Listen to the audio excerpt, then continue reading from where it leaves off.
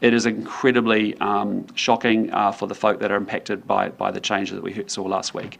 There are real structural challenges within the sector. They are driven by consumer demand. You would have seen it actually in Warner Brothers Discovery Global results. The same thing's happening all around the world.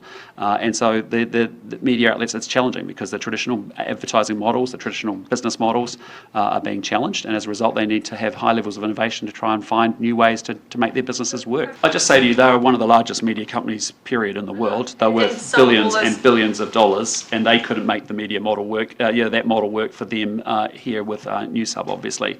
So I know it's worrying and it's concerning, but actually the reality is, what's fundamentally happening is there's a massive change in the way consumers are consuming their news, and it's omni-channel.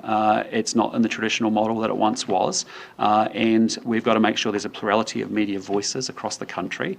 That's really important to us. I think that's represented by the people that are in this room and that aren't in this room, frankly. And so, we'll continue to do that. And our policy is that, we've got to make sure we support the sector where we can, but also the sector also has to innovate, and it also has to adapt to changing consumer demand and changing way consumers are actually consuming their media. These are long-term systemic challenges, right, in this sector, as there are equally challenges in many other sectors across New Zealand as well. I appreciate it. As well. But there's been changing consumer habits and consumption of media. There's been obviously a degeneration in the traditional advertising model, and many media companies are having to struggle with retooling their business model and their innovation model, frankly, to be able to deal with that changing consumer demand. Prime Minister, are you surprised by the media's lack of interest in the 8 Labour MPs in the last government, including a Minister of the Crown, Willie Jackson, who also took the allowance for homes they owned in Wellington? Yeah. And would you perhaps want to call upon them to do the decent thing and pay that money back? Look, all I can say is to talk to myself and just say, look, it was becoming a distraction. That was evident to me when I did my media stand-up on Friday,